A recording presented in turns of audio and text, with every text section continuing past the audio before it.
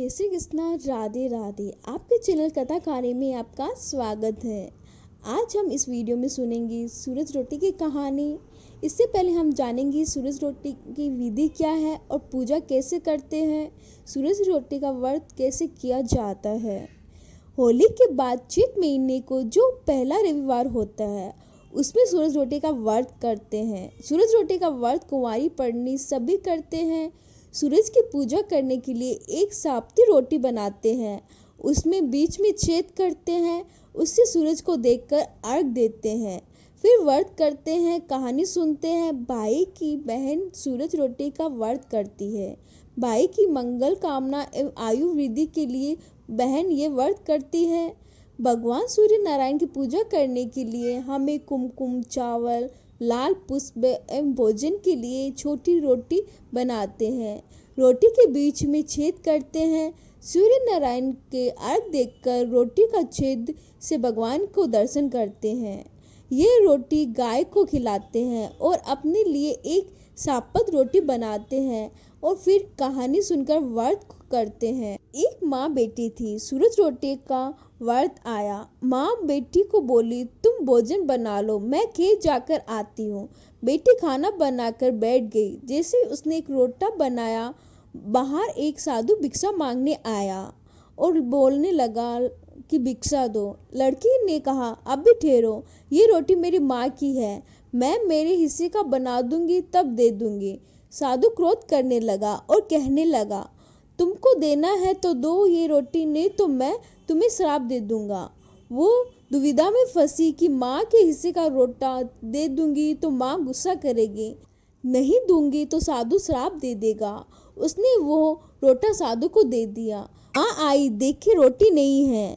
बेटी ने सारी बात माँ को बताई, पर वो कौन सी मानने वाली थी। वो कहने लगी, गिर रोटा मोटा को, लाम मारी सागी रोटी री कोर। गुस्से से माँ ने लड़की को घर से निकाल दिया। वो जंगल में निकल गई, हाथ में अपनी रोटी को लेकर, और एक घने वृक्ष पर बैठकर गई। इधर से एक राजा की बारात जा रही थी। राजा विश्राम करने उस पेड़ के नीचे बैठा। उसने मुंह में रोटी का चूरा आया। राजा सिपाही से बोला, इस पेड़ पर तो कोई आदमी बैठा है। सिपाही देखकर वापस आ गया, कहने लगा, कोई नहीं है। फिर थोड़ी देर बाद राजा के मुंह में चूरा गया। इस बार राजा खुद पेड़ पर चढ़ा तो उसने देखा एक लड़की पेड़ पर बैठी है। राजा ने उस लड़की से शादी कर ली। सूरज नारायण की कृपा से वो राजा की रानी बन गई। समय बीतता चला गया। एक बार एक बुढ़िया भिक्षा मांगने हुई राजमहल के बाहर से निकली। उस लड़की ने देखा, ये तो मेरी माँ है। राजा से कहलवाकर उस औरत को बंद करवा दिया। उसे डर लगा कि कहीं माँ पहचान लेगी तो राजा उसे छोड़ देगा कि गरीब की लड़की है। एक बार राजा जी ने जिद करके रानी से कहा कि आपके पीवर घूम कर आएंगे। रानी मन में सोचने लगी, कौन सा पीवर, कहाँ की माँ बाप भाई बहन। वो सूरज भगवान से अरदास करने लगी कि तुम मुझे मांगे हुए 8 पैर 24 घंटे का ही पीवर दिखा दो। वो राजा को साथ लेकर पीवर आई। वहाँ खूब सांस होकर नौकर चाकर राजा जी मस्त हो गए। रानी अब मन में घबराने लगी कि समय तो समाप्त हो रहा है। किसी तरह समझाकर वापस ले आई। आते समय जानकर हार वहीं पर खूंटे पर छोड़कर आई। आधे रास्ते पर आते ही रानी ने कहा, हार वहीं छूट गया। राजा जी ने कहा कि कोई बात नहीं, घर में ही तो भूल कर आई हो, दूसरा कोई हार पहन लो। रानी ने कहा, नहीं, मुझे वही हार वापस लाकर दो।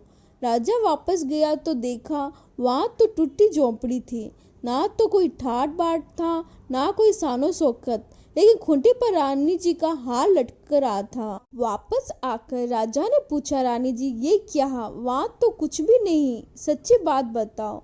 रानी जी ने कहा, सूरज भगवान ने मेरी लाज रखी। मैं तो उनसे 24 घंटे का पीवर मांगा था। मेरी माँ तो गरीब है, इसीलिए भगवान ने मेरी लाज बचाई है। इसका पतियारा करना हो तो मैं आपको दिखा दूंगी। घर वापस आते ही जहाँ माँ को बंद करवाया उसे खोलकर देखे तो माँ तो सोने की बनी हुई थी। माँ बेटी की सूरज भगवान ने लाज रखी, सूरज भगवान ने जैसी उन पर कृपा करी वैसे सब पर करना। इसके बाद गणेश जी की कहानी सुनना चाहिए। गणेश जी की कहानी का लिंक डिस्क्रिप्शन में डाला हुआ है, जाके वहाँ पे क्लिक जरूर करें।